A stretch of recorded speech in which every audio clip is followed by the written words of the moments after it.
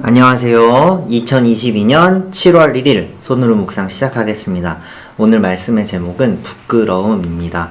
로마서 1장 16절에서 17절 말씀인데요. 함께 읽어보겠습니다. 나는 복음을 부끄러워하지 않습니다. 이 복음은 유대 사람을 비롯하여 그리스 사람에게 이르기까지 모든 믿는 사람을 구원하는 하나님의 능력입니다. 하나님의 의가 복음 속에 나타납니다. 이 일은 오로지 믿음에 근거하여 일어납니다. 이것은 성경에 기록된 바 의인은 믿음으로 살 것이다 한 것과 같습니다. 아멘. 오늘 바울은 당당하게 나는 복음을 부끄러워하지 않습니다 라고 이야기합니다.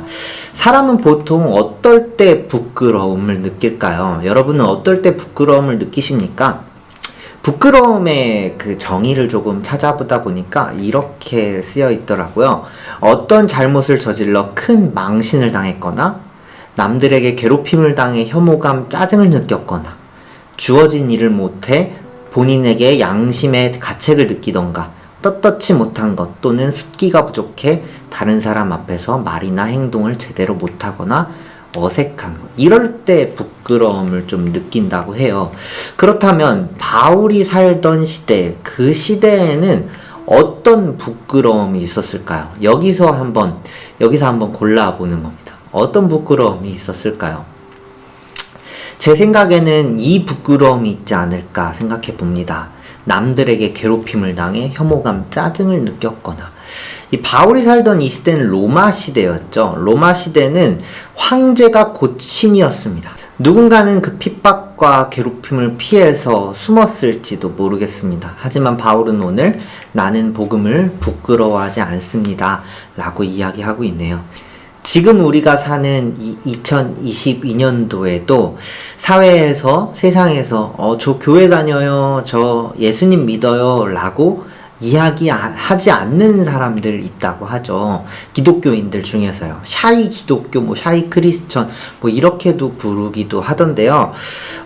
지금 시대에는 로마 시대처럼 믿는 사람들이 잡혀가고 죽임을 당하고 이렇게 핍박을 당하는 것이 아닌데, 무엇 때문에 부끄러움을 느낄까요? 이렇게 마지막에 숫기가 부족해 이렇게 내향형일 수도 있지만요. 최근 2022년에 조사해 본 것을 보니까 기독교의 신뢰도가 8.8%가 나왔다고 합니다. 비기독교인 기준으로요. 8.8%. 그리고 또 그 종교를 생각하면 떠오르는 단어를 말해봐라 라고 했더니 기독교에 대한 단어는 배타적이다, 이기적이다, 세속적이다, 이런 부정적인 단어들이 많이 나왔다고 합니다. 이렇게 종교 중에 가장 부정적인 이미지를 가진 게 기독교라고 해요. 참 속상하네요.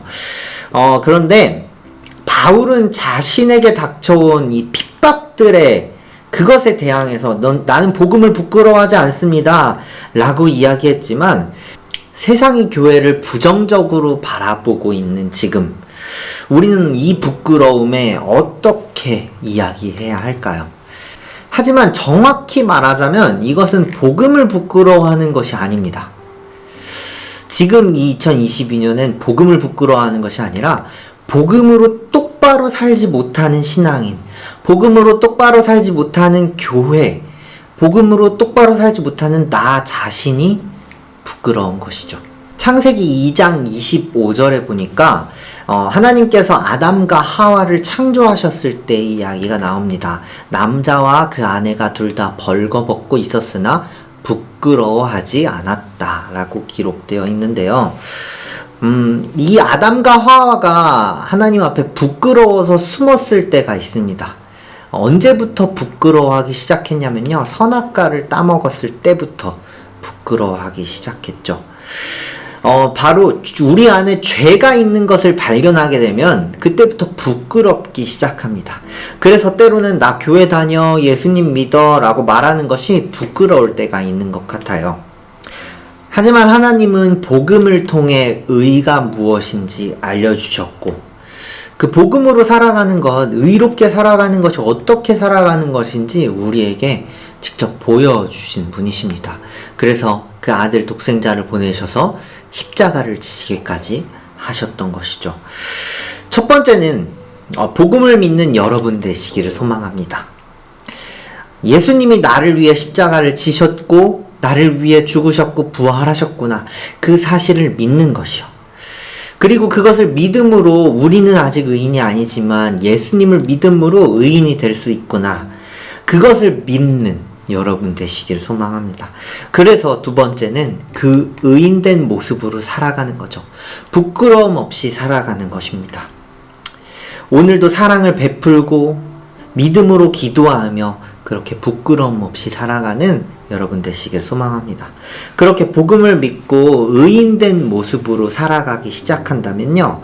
어느 날 누군가가 너 교회 다녀? 라고 물어봤을 때 부끄러운 내 모습이 보이는 것이 아니라 부끄러운 교회의 모습이 부끄러운 누군가의 모습이 보이는 것이 아니라 내가 자랑하고 싶은 멋진 예수님의 모습, 그 모습이 생각나지 않을까요? 그래서 그 자랑하고 싶은 예수님 때문에 나 교회 다녀. 교회 다니면 짱 좋아. 이렇게 말할 수 있는 그런 날이 오지 않을까요? 그렇게 또 한 걸음 믿음의 성장을 이루어 나아갈 수 있는 한우리 되시길 소망합니다. 함께 기도하시겠습니다. 하나님 감사합니다. 우리의 모습을 바라볼 때, 교회의 모습을 생각할 때 때로는 부끄러웠습니다. 때로는 누군가에게 보여주기, 소개하기에 너무 부끄러웠습니다. 하지만 하나님, 예수님이 십자가를 지셨고 나를 끝까지 사랑하셨던 그 사랑의 모습, 이제는 자랑하고 싶습니다. 이제는 소개하고 싶습니다. 내 모습 때문이 아니라, 교회의 모습 때문이 아니라 그 예수님의 사랑 때문에 내가 그 예수님을 전하기를 원합니다. 나누기를 원합니다. 부끄럽지 않은 모습으로 설 수 있도록 주님 복음 앞에 당당히 설 수 있도록 주님이 인도하여 주시옵소서. 우리가 복음 앞에 믿음으로 의인된 삶을 살아갈 수 있도록 함께 해주세요. 감사합니다. 예수님의 이름으로 기도했습니다. 하늘에 계신 우리 아버지여, 이름이 거룩히 여김을 받으시오며 나라 임하옵시며 뜻이 하늘에서 이룬 것 같이 땅에서도 이루어지이다. 오늘날 우리에게 일용할 양식을 주옵시고 우리가 우리에게 죄 지은 자를 사하여 준 것 같이 우리의 죄를 사하여 주옵시고 우리를 시험에 들게 하지 마옵시며 다만 악에서 구하옵소서. 대개 나라와 권세와 영광이 아버지께 영원히 있사옵나이다. 아멘.